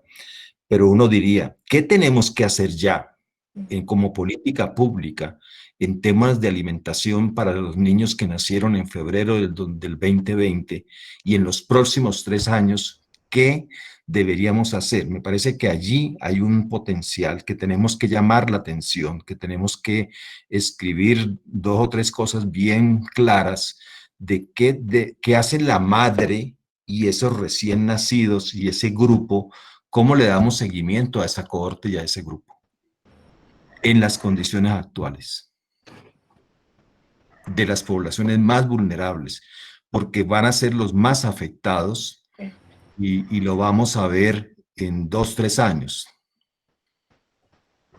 Yo creo que este tiempo pre-vacuna, o sea, antes de que la gente tenga acceso a la vacuna, debe aprovecharse para la planificación del trabajo, ¿cierto? Porque en este momento aquí por ejemplo no podemos trabajar con población, nosotros no, las gestantes ni siquiera los ginecólogos las están viendo, o sea, imagino que ya en el momento del parto, pero este tiempo hay que aprovecharlo para sentarse, analizar la situación, mirar con qué información se cuenta del Instituto Nacional de Salud.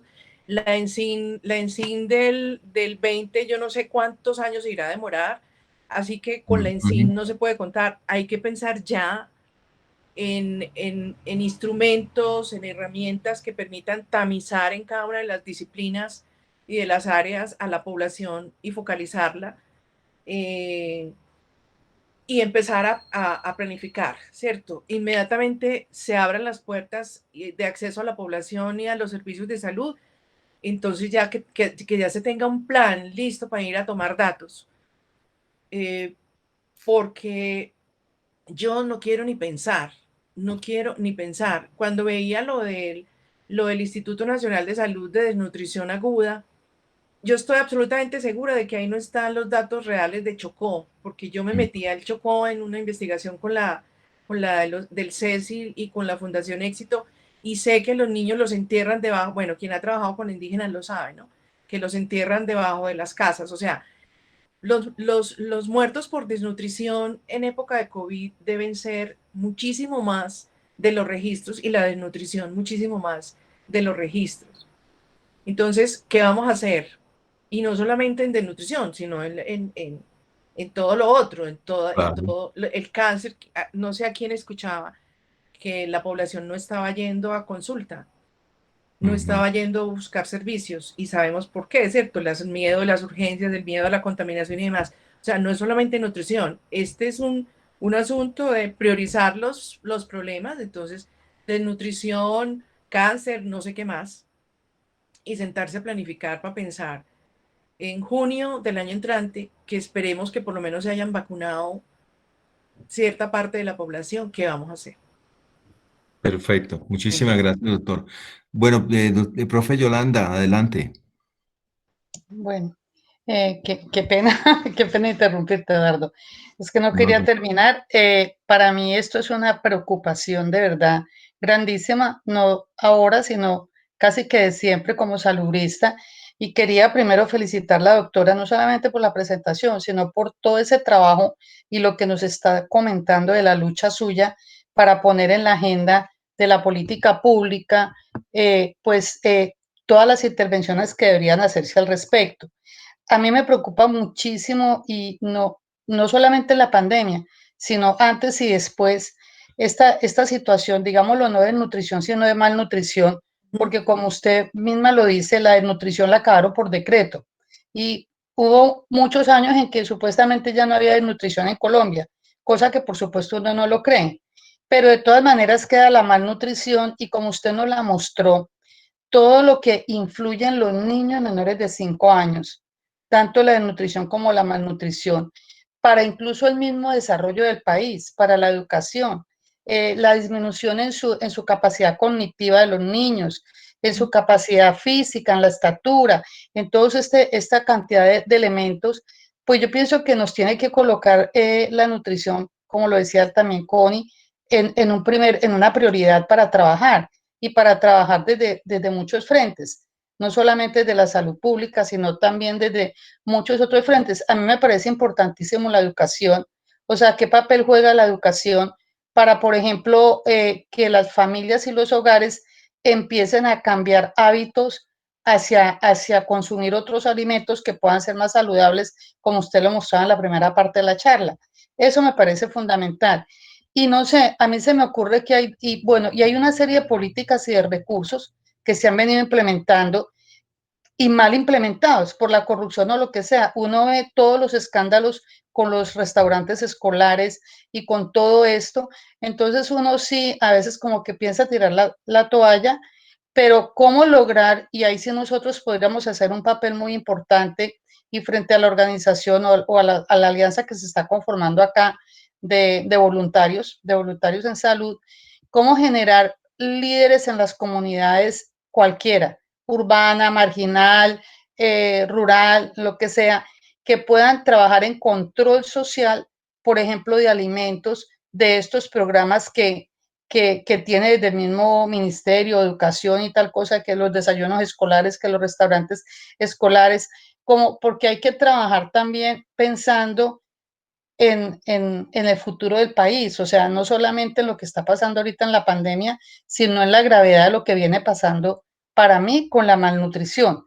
Entonces, en ese sentido, cómo, por ejemplo, nosotros poder utilizar los influencers.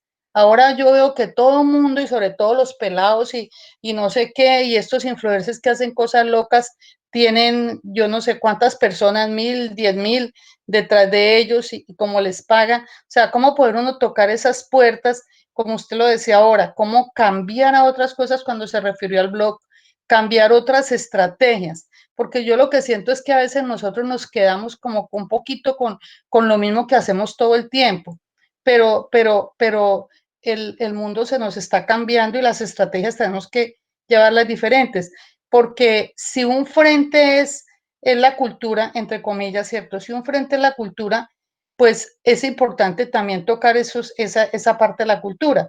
Si un frente son los médicos, como decía Araconi, la formación, a mí me parece gravísimo. Ya el médico general ni siquiera se preocupa por el peso, ni hace valoración nutricional. Llegan personas, como sea el caso de una persona anoréxica, y nunca una persona en control le vieron que era anoréxica. ¿Cómo es posible que yo vaya a una consulta y un especialista y ni siquiera se den cuenta que tenía esa situación con relación a su peso? Y eso pasa muy a menudo. Entonces son una cantidad, digamos, no sé, de cosas que están pasando, que tenemos que volver a hacer un llamado a definir estrategias de intervención con otras, yo diría que con otras de pronto tecnología o apoyo de tecnologías nuevas, que como lo que tú haces de llamar allá a la W o a lo que sea, y empezar a hacer como lo que nosotros llamábamos movilización masiva por medios de comunicación, entre comillas, no sé si denuncias o qué, pero pues que uno ponga como en la agenda de la gente también la problemática, que no sea solamente en la agenda política, porque siempre esperamos de allá arriba y a veces incluso salen las políticas, pero se distorsionan cuando se aplican en los territorios o en los municipios, porque todo lo que ha pasado con los niños para mí es una corrupción y es una distorsión de la política. Pero si no hay un control social y nadie, ni los padres, ni los líderes comunitarios, ni nadie le está colocando atención a esto, entonces yo pienso que ahí nosotros sí podríamos hacer muchas cosas y unidos. Bueno, yo estoy hablando de Javiana Cali, trabajo en una maestría que no es de salud pública, es de gerencia en organizaciones de salud, pero como saludista me tocan muchísimo estos temas y me parece muy bueno lo que está Connie y Eduardo están haciendo o que piensan hacer. Me parece muy, muy interesante lo de este boletín y tal cosa. Y esa es una estrategia nueva que podría surgir. No sé, doctora, ¿usted qué opina alrededor? Esto, por ejemplo, de que los médicos ya estén aconsejando que a los niños no les den leche, que la leche es mala y entonces que lo reemplacen por leche de almendra, leche de coco, no sé qué. Eso uno a veces se pregunta, ¿esto dónde salió y eso qué consecuencias va a traer más adelante? Bueno, hasta ahí. Yo sé que te estamos poquito tiempo, pero esas son como las ideas y los aportes que quería hacer. Gracias.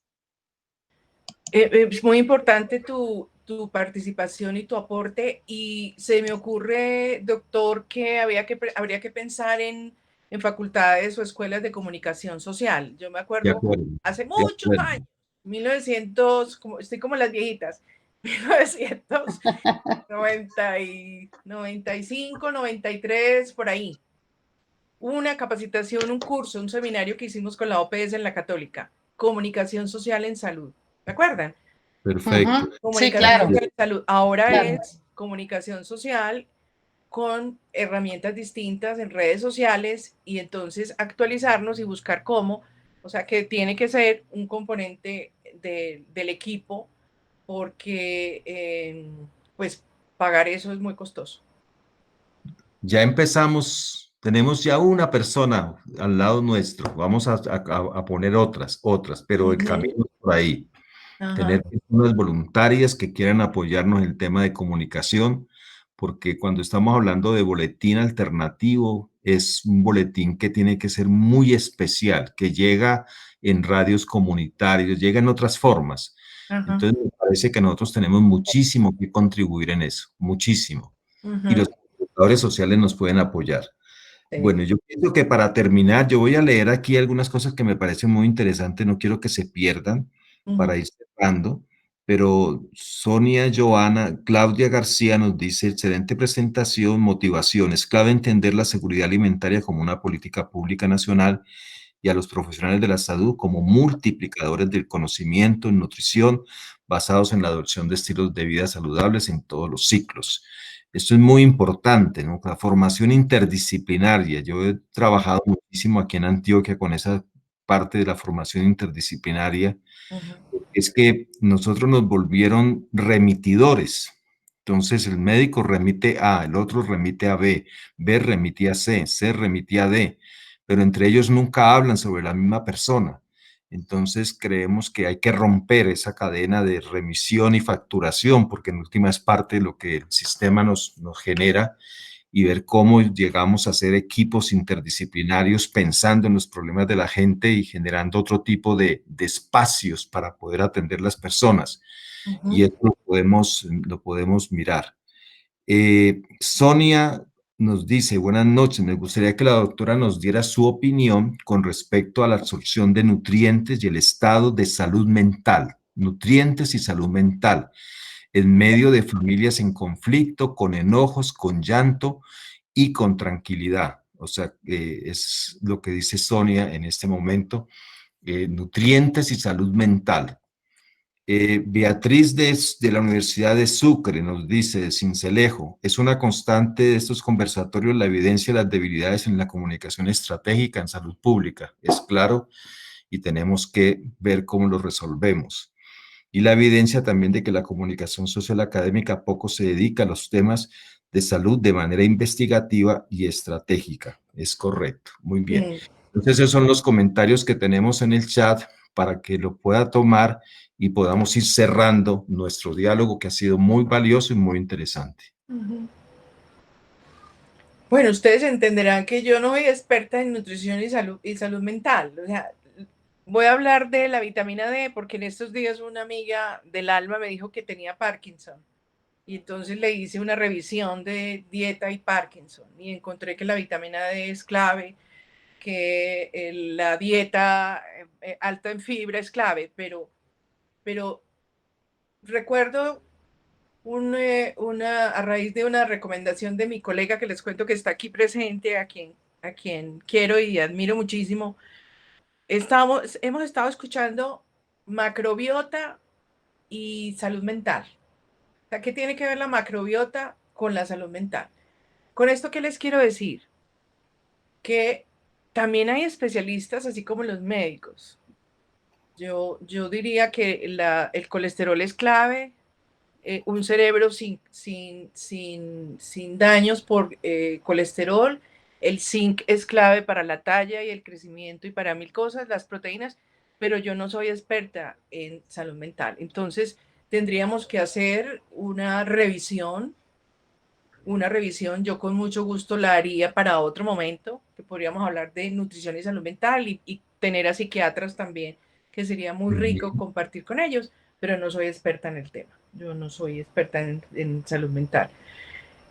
Bueno, y lo otro es que se plantea lo de la comunicación estratégica en salud pública, sí, y que se haga investigación, o sea, con los diseñadores visuales que se inventan todos los días, que son geniales, apps, aplicaciones y cosas para los para los smartphones y para los computadores, mil cosas que se diseñan, habría que mirar también en investigación como una opción, una línea de trabajo, cuáles serían las mejores aplicaciones y qué impacto tienen aplicaciones. Yo no he visto nada más eficiente que las redes sociales y el WhatsApp.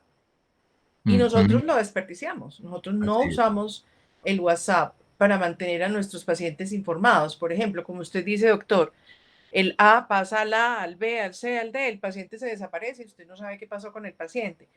Pero si uno armara una red con sus propios pacientes, eso se multiplica, eso es impresionante como una bola de nieve, el impacto que eso tendría y todo lo que podríamos trabajar en investigación aplicada ahí en el manejo del solo WhatsApp, solo con el WhatsApp. No hemos hablado ni siquiera de Facebook ni de otras cosas.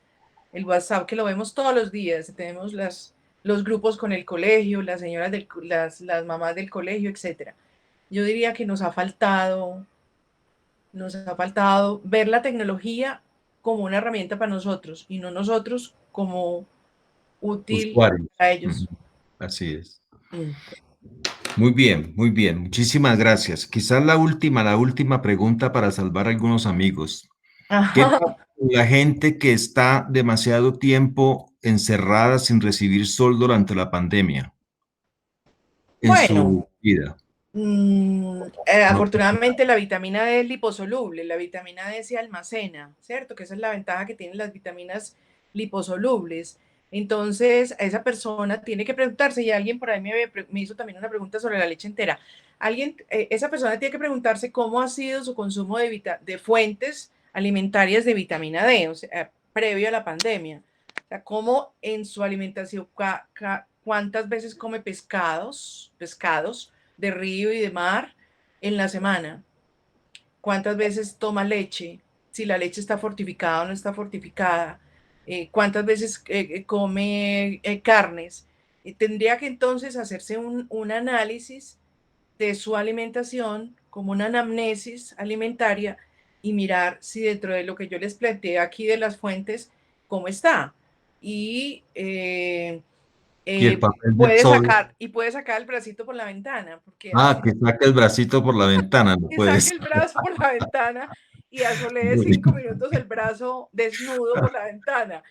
Esa es Muy una bien. forma, esa es una forma de hacerlo también. 5 minutos un bracito o 2 minutos un bracito y 2 minutos otro bracito, aunque recomiendan la espina, la columna vertebral en la parte de atrás, pero con sacar los brazos tendría para solearse todos los días un ratico. Maravilloso, maravilloso. Bueno, muchísimas gracias. Yo le voy a pasar a la profe María del Pilar para que nos despida.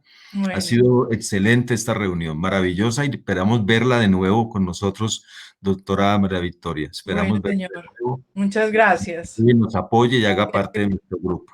Adelante, profe María del Pilar. Sí, gracias, doctor Juan. Bueno, María Victoria, excelente. Ya has visto toda la discusión que ha generado la presentación que nos has hecho. Bienvenida siempre a este conversatorio. La intención es seguir el año entrante con él, entonces esperamos contar siempre con tu presencia y también de la red de voluntariado que hemos creado. Tenemos en este momento una red de voluntarios que se llama Red de Voluntarios en APS, Salud Familiar y Comunitaria. Estamos como en todo ese proceso. Entonces, bienvenida para que trabajes con nosotros. Ya tenemos nuestra página en Facebook y estamos empezando a diseñar esos mensajes que necesitamos que la población reciba. Y en el tema de nutrición serán especialmente importantes. Entonces, gracias. Muchas gracias a todos por haberse conectado y los esperamos la próxima semana. A ti también, en el taller para trabajar en el voluntariado. Bueno, que estén muy bien. Muchas gracias. Y el tema Me de alegra habernos comunicación. vuelto a sentir y a percibir Gracias a ti. nombrecitos que me son comunes de mis Muchísimas exalumnos. gracias. Bueno, felicidades. Sí, claro que sí. Gracias, doctora. Sí. Chao, Muchas pues. gracias, María del Pilar. Hasta luego. Un Muchas abrazo, chao. Chao, un abrazo. Hasta luego, muchas gracias, chao. Bien. Excelente reunión, muy linda, muy buena. Chao, Muy hasta productiva. luego, Mar. Muchas gracias. Hasta luego. Bye. Hasta luego.